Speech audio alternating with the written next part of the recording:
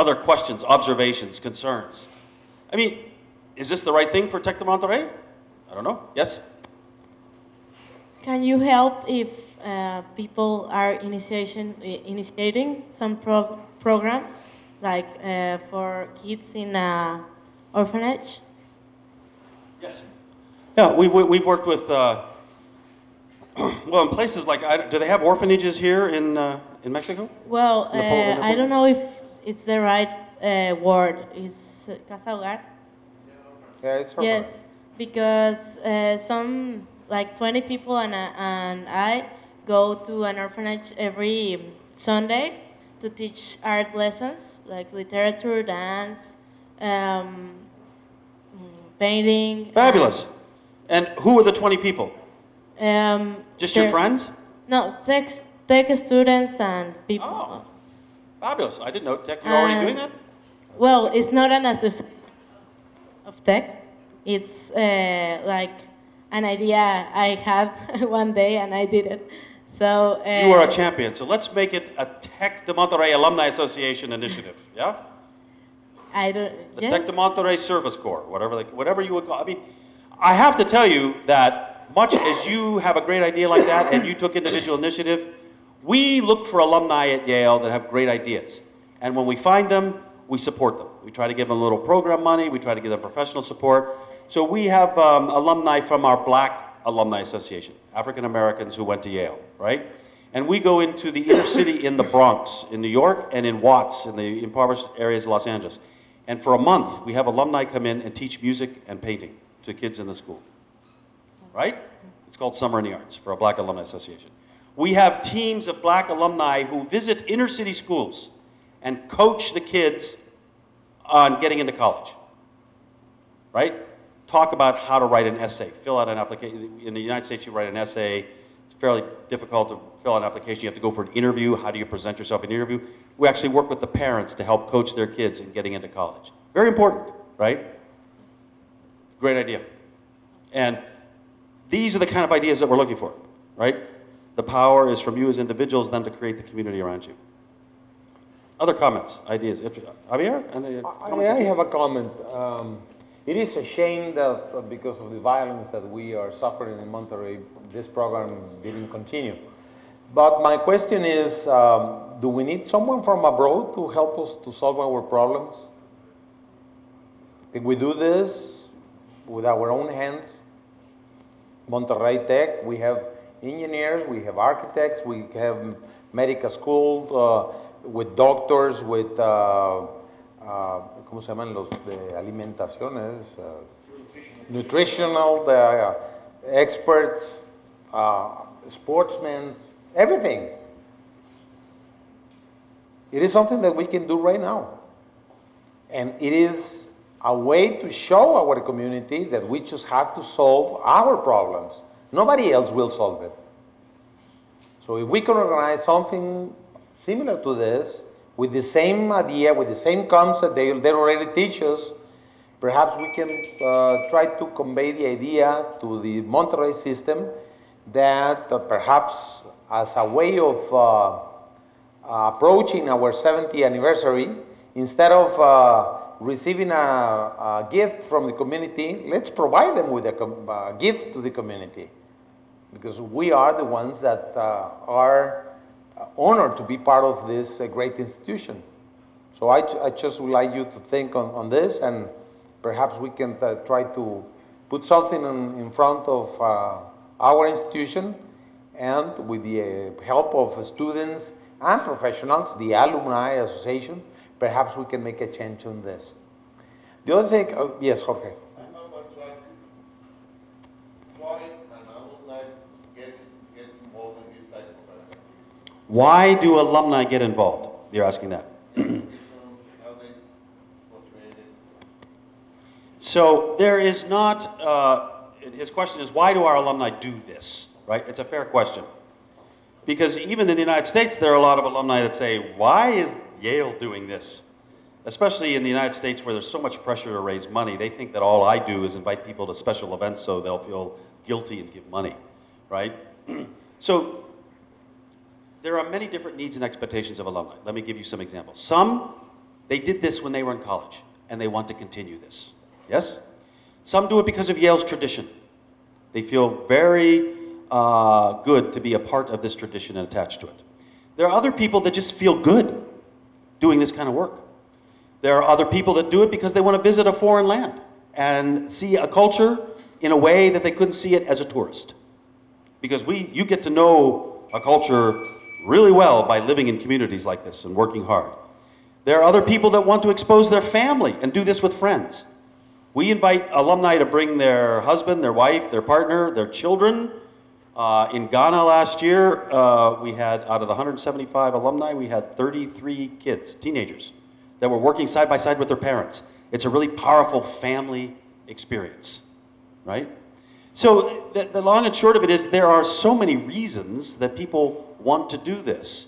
In the final analysis, if you would have asked these people what kind of experience they had, they would have said that it changed their life and they had so much fun doing it. And we know that this is the case because they keep coming back, right?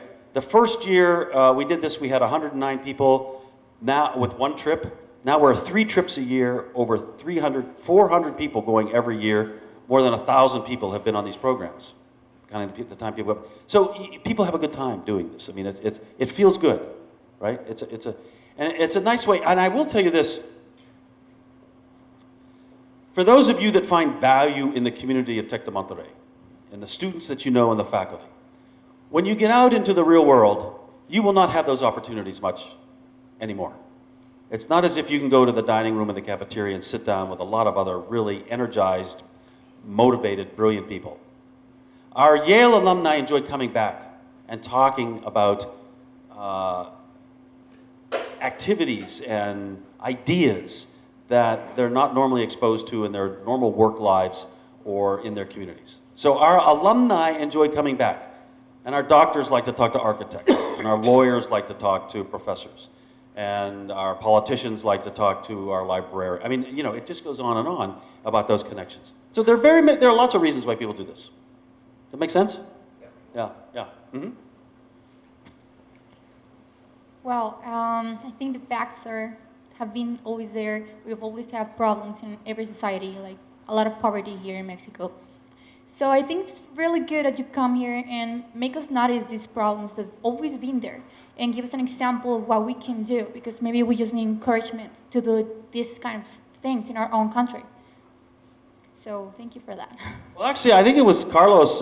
It was somebody. We had some Monterrey Tech alumni come to New Haven for our alumni conference, and there were a few of the Tech alumni that said, "Why don't we bring Tech alumni to New Haven and work in our inner city community?"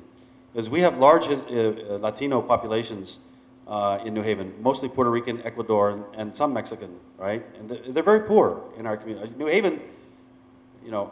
Connecticut, the state of Connecticut in the United States, is the wealthiest state in the country. But it's got 2 of the top 10 poorest cities. The cities are very poor because the white middle class leaves the city. And the inner cities are Latino immigrants and African Americans. You know, I'm not telling you anything you don't know, right? But there are very poor neighborhoods around Yale. And we very much look forward to Tech alumni coming and working in our community too. It's fun because they get to see, you know, Yale and a different community and introduced to another culture. That's a great segue. I would like to invite any of you that would like to come to Africa this summer and work on the projects with us to get to know what it's like, to take ideas away. I mean, there are huge logistical obstacles, right, in moving 175 people into a poor African village, you know, where there's no running water, there's no electricity, you know, we have to bring in porta potties and, you know, there's all kinds of logistic things that you wouldn't immediately think of, but we would like to invite any of you. I will tell you that last year I had a similar conversation just like this at Oxford University in England, and we had 5 Oxford alumni join us on the trip, and now they are starting an Oxford Alumni Service Corps, and they will be joining us. I spoke last week. Carlos and I were at a conference in Orlando, Florida, to talk about educational travel, and I spoke to Dartmouth alumni, and I spoke to University of Virginia alumni. And we have a great interest at Yale in encouraging other schools to get involved and inspiring their alumni to this kind of service. We would love to do a joint project with Tec de Monterrey. I mean, we already have, because many of your students joined us. We didn't have alumni join us. We'd like to have your alumni get involved with us. too. But this is a way to extend an invitation to any of you that would like to go to Ghana and experience it as Tech alumni to bring the ideas back. You really inspired our students because in the video I saw two students, and that now they have an NGO in Chiapas. Café, I don't know if you know her. They started an NGO over there, service. I mentioned this. We really enjoyed your students. We actually really liked your high school students from Prepa Tech.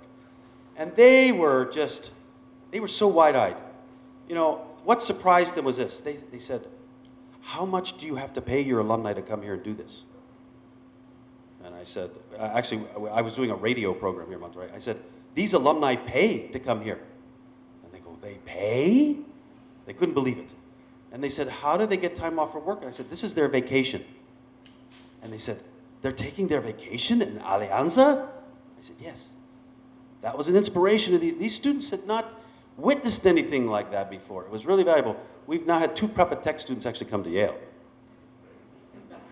Watch out, Monterrey, we're going to get your best students. That's another whole issue altogether, right? That's why Tech has to be very, very smart about attracting the best students, because Yale is here looking for students, and Harvard is here looking for students, and Princeton is here. These American universities, we want the best and brightest from around the world. Tech de Monterrey needs the best and brightest, and not just from Monterrey. You should be in New York recruiting the best and brightest students to come to Monterrey, and from London, and from China. That's what we're doing, you know. So, yes? Well, first of all, thank you for coming, and it's been very enjoyable. I like this. I was just thinking, you mentioned you were inspired by the year we do in service speaking as a medical student, and I think it's the part of the problem. It's become the idea of service has become sort of an obligation in our 7 years of training. I think we all have different abilities. We can give back in many different ways. But after spending, well, of course this is mainly for medical students, but it's after spending so much years of your life, you know, just studying to be able to apply to a residency afterwards, because you haven't quite finished, you have to give a year of your life giving back to the community, which is a great idea. I mean, I'm not saying it isn't, but we don't have much choice in what we're able to do. We can't really choose. It's hard to get motivated, and I think this is even not something you can fix easily, because it's got to do with government and everything. I understand the problem. Would you have, I mean, some advice to get some of the, I don't know, that feeling of doing good, giving back into that year of service that we have to do in med school, that's been, I think, lost over the years because it's sort of an obligation instead of a giving back. So, let me say a few things about that.